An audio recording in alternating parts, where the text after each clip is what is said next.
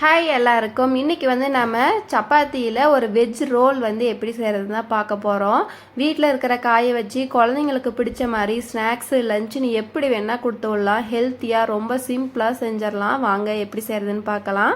அதுக்கு ஃபஸ்ட்டு ஒரு sauce ready பண்ணணும். அதுக்கு ஒரு பாத்திரத்தில் கொஞ்சமாக தண்ணி எடுத்துகிட்டு ஒரு 3 தக்காளியும் காரம் கம்மியாக இருக்கிற மாதிரி நான் காஷ்மீரி மிளகாய் சேர்த்துருக்கேன் 2. உங்கள் காரத்துக்கு தகுந்த மாதிரி போட்டு ஒரு 10 நிமிஷம் நல்லா வேக வச்சுக்கலாம். இப்போ அது வேகிறதுக்குள்ளே நம்ம சப்பாத்தி மாவு பிசைஞ்சு எடுத்துக்கலாம். 1 கப் மாவு, கொஞ்சமாக உப்பு, தண்ணி சேர்த்து நல்லா சாஃப்டாக பிசைஞ்சு ஒரு 10 நிமிஷம் ஊற வச்சுக்கோங்க. இப்போ நமக்கு தேவையான காயெல்லாம் கட் பண்ணி எடுத்துக்கலாம். நான் இன்றைக்கி பீன்ஸு, கேரட்டு, வெங்காயம், அதுக்கப்புறமா ஸ்வீட் கார்ன் இருந்தது கொஞ்சமாக வேக வச்சு எடுத்திருக்கேன். நீங்கள் வேணும்னா கொடமிளகா, அப்புறமா முட்டைக்கோசு, உருளைக்கிழங்கு இப்படி எது வேணுனாலும் சேர்த்துக்கலாம்.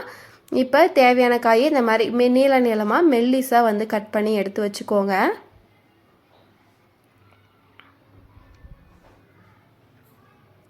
இப்போ தேவையானதெல்லாம் ஒரு தட்டில் எடுத்து வச்சுக்கலாம். அதுக்குள்ளே நம்ம வேக வச்ச தக்காளி நல்லா வெந்து வந்துடுச்சு.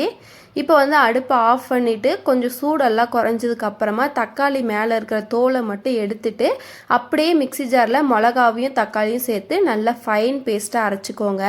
இப்போ ஒரு பாத்திரத்தில் ஒரு டேபிள் ஸ்பூன் அளவுக்கு எண்ணெய் விட்டுட்டு ஒரு 4 பல் பூண்டை குட்டி குட்டியாக நறுக்கி எண்ணெயில் நல்லா ஃப்ரை பண்ணிக்கணும். ஃப்ரை பண்ணதுக்கப்புறமா நம்ம அரைச்சி வச்ச தக்காளி மிளகாய் பேஸ்ட் இருக்கு இல்லையா, அதையும் சேர்த்துட்டு நல்லா கலந்து விட்டுக்கோங்க. இப்போ இதுக்கு 1 டேபிள் ஸ்பூன் அளவுக்கு ஸ்வீட்க்கு சர்க்கரை சேர்த்துருக்கேன். ஒரு பிஞ்ச் உப்பையும் சேர்த்துக்கோங்க. இந்த சாஸ் தான் இந்த சப்பாத்தி ரோலில் டேஸ்ட்டே கொடுக்கும். உப்பு, காரம், இனிப்பு, புளிப்புன்னு எல்லா டேஸ்ட்டும் இருக்கும். அப்படியே தக்காளி புளிப்பு, காரம், இனிப்புலாம் சேர்ந்து சாப்பிடும் போது நல்லா நமக்கு ஒரு ஸ்பைசினஸ் கிடைக்கும். பாருங்கள், இந்த மாதிரி நல்ல ஒரு ஜாம் கன்சிஸ்டன்சி எடுத்து வச்சிடலாம். இப்போ இன்னொரு வானல் எடுத்து வச்சு 1 டேபிள் ஸ்பூன் எண்ணெய் விட்டுட்டு ஃபஸ்ட்டு பீன்ஸ் சேர்த்து நல்லா ஒரு 2 நிமிஷம் நல்லா வதக்கி விட்டுட்டு அப்புறமா கட் பண்ணி வச்ச கேரட், வெங்காயமும் சேர்த்துக்கோங்க. இந்த காய் நல்லா முழுசாக வெந்து வரணும், வதக்கணும்லாம் அவசியம் இல்லை. ஒரு பாதி அளவுக்கு குக்காகி வந்தால் போதும். கொஞ்சமாக உப்பையும் சேர்த்துட்டு நல்லா ஒரு 10 நிமிஷம் லோ ஃப்ளேமில் வதக்கி விட்டோன்னா நல்லா க்ரன்ச்சியாக அந்த பச்சை வாசம் மட்டும் போனால் போதும். பாருங்கள், இந்த அளவுக்கு வதங்கி வந்ததுக்கப்புறமா இப்போ நம்ம வேக வச்ச ஸ்வீட் கார்னையும் சேர்த்து நல்லா கலந்து விட்டுக்கோங்க.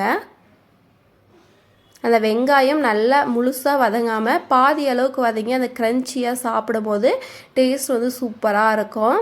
பாருங்கள், ஒரு பாதி அளவுக்கு நல்லா வதங்கி வந்திருக்கு. இப்போ நமக்கு தேவையான அளவுக்கு மிளகாய்த்தூள் சேர்த்துக்கலாம். நான் குட்டி டேபிள் ஸ்பூன் 1 சேர்த்துருக்கேன். இப்போ அடுப்பை ஆஃப் பண்ணிவிட்டு நல்லா கலந்து விட்டுட்டு நம்ம எடுத்து வச்சுக்கலாம். சப்பாத்தி மாவு 10லேருந்து 15 நிமிஷம் நல்லா சாஃப்டாக ஊறி வந்துடும். இப்போ எப்பயும் போல் சப்பாத்தி போட்டு எடுத்துக்கோங்க.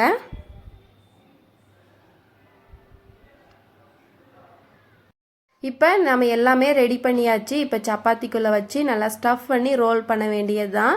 நம்ம ரெடி பண்ண சாஸ் பாருங்கள் நல்ல ஜாம் மாதிரி இருக்கும். ரெடி பண்ணி வச்சுக்கிட்டோன்னா ஒரு 10லேருந்து 15 நாள் ஃப்ரிட்ஜில் சுற்றி ஸ்டோர் பண்ணிக்கிட்டோன்னா எதுவுமே ஆகாது. நம்ம தேவையான போது எடுத்து காய் மட்டும் லைட்டாக சாட்டே பண்ணி சப்பாத்திக்குள்ளே ஸ்டஃப் பண்ணி குழந்தைங்களுக்கு கொடுத்துக்கலாம். இப்போ நம்ம சாஸ் நல்லா ஸ்ப்ரெட் பண்ணிவிட்டு நம்ம சாட்டை பண்ணி வச்சோம் இல்லையா காயெல்லாம், அதையும் சென்டரில் இந்த மாதிரி வச்சுக்கோங்க. வச்சுட்டு ஃபஸ்ட்டு அடியில் இந்த மாதிரி ஒரு மடிப்பு மடிச்சுட்டு அதுக்கப்புறமா இப்படி மடித்து ரோல் பண்ணிட்டோன்னா அது பிரிஞ்சே வராது. லஞ்ச் பாக்ஸ்குள்ளே அப்படியே வச்சுட்டா கூட அது பிரிஞ்செல்லாம் வராது. நம்ம எப்படி ரோல் பண்ணி கொடுக்குறோமோ அப்படியே இருக்கும். பாருங்கள், இதே மாதிரி இன்னொன்று நான் ரோல் பண்ணி காமிக்கிறேன்.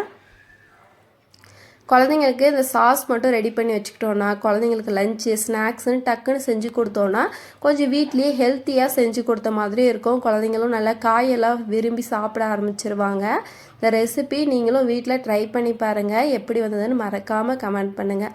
ரெசிபி பிடிச்சிருந்தால் லைக் பண்ணுங்கள், ஷேர் பண்ணுங்கள், சேனலை சப்ஸ்கிரைப் பண்ணுங்கள். தேங்க்யூ.